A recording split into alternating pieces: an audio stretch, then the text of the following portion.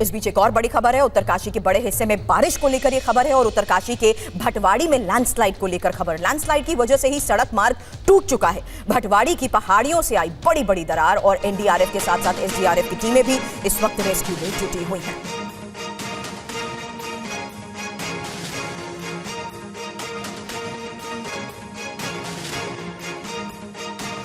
पहाड़ों पर हो रही लगातार बारिश का असर किस तरीके से पड़ रहा है, टीवी 9 की टीम आपको दिखाने जा रही है। आप देखिए इस वक्त ये जो भटवाड़ी इलाका है जहां पर सड़क मार्ग पूरी तरीके से अवरुद्ध है, उस पहाड़ी की तस्वीर हम आपको दिखा रहे हैं। ये जो तस्वीरें आप देख सकते हैं ये पहाड़ है और पहाड़ों में इतनी बड़ी बड़ी दरारें आ गई हैं। ऐसी दरारें ना केवल यहाँ बल्कि इस पूरे पहाड़ पर जगह जगह पड़ी हुई है। इससे ये साफ लगता है कि जो आने वाला समय है या और ज़्यादा तेज़ बारिश होती तो उस दौरान ये कभी भी जो पहाड़ हैं दरक सकते हैं और ये पूरा जो है उतर करके ये पूरा पहाड़ बह सकता है। मतलब कितना खतरा इन पहाड़ों पर है ये साफ तौर पे देखा जा सकता है। और ये जो दरारें जो आपको दिख रही हैं, ये दरारें मात्र भले ही ये कैमरे में कम नज़र आ रही हैं लेकिन मौके पे इन दरारों को देख करके साफ तौर पे अंदाज़ा लगाया जा सकता है कि बरसात जो लगातार हो रही है वो पहाड़ों के लिए कितनी खतरनाक साबित हो रही है। और इस बीच आपको बता दें कि लगातार रेस्क्यू ऑपरेशन की तस्वीर तो हम आपको दिखा रहे हैं, लेकिन एक्सपर्ट्स फिलहाल इस बारे में क्या कह रहे हैं यह भी समझना बहुत जरूरी है। और एक्सपर्ट्स के जरिए 3 पॉइंट में इस बात को समझिएगा।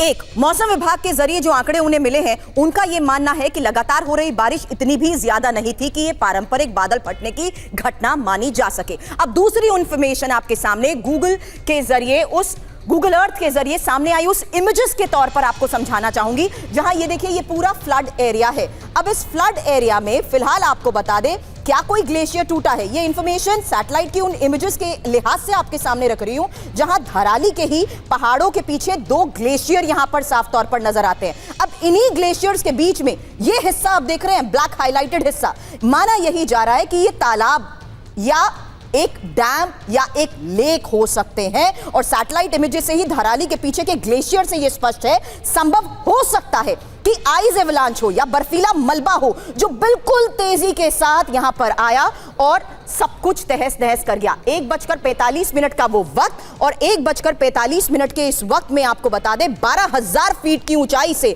आते हुए इस हिस्से में ये पूरा फ्लड इफेक्टेड एरिया है।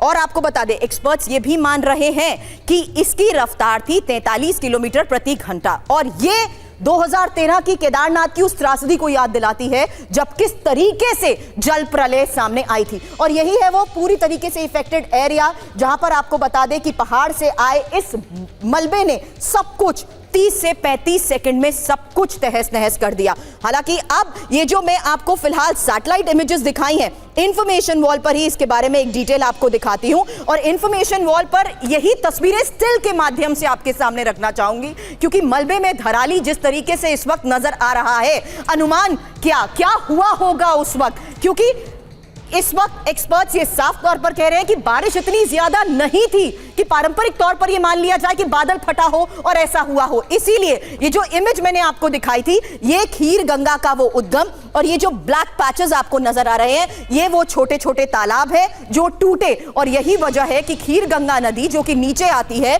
नदी में हजारों टन मलबा बड़े बड़े पत्थरों के साथ जिस तरीके से 12,000 फीट की ऊंचाई से नीचे आया, उसके बाद सब कुछ तहस नहस हो गया। नदी के रास्ते में भारी कंस्ट्रक्शन जिस तरीके से यहां पर थी, एक हिस्सा तो पूरी तरीके से तबाह हो गया। हालांकि इसमें क्या ये नदी अपना एक तरीके से रूट भी क्या बदल रही है, क्योंकि यहां पर बड़े स्तर पर कंस्ट्रक्शन की जा चुकी थी, इसीलिए यह देखा गया कि बड़े बड़े पत्थरों के साथ आए मलबे में सब कुछ कैसे तहस नहस हो गया।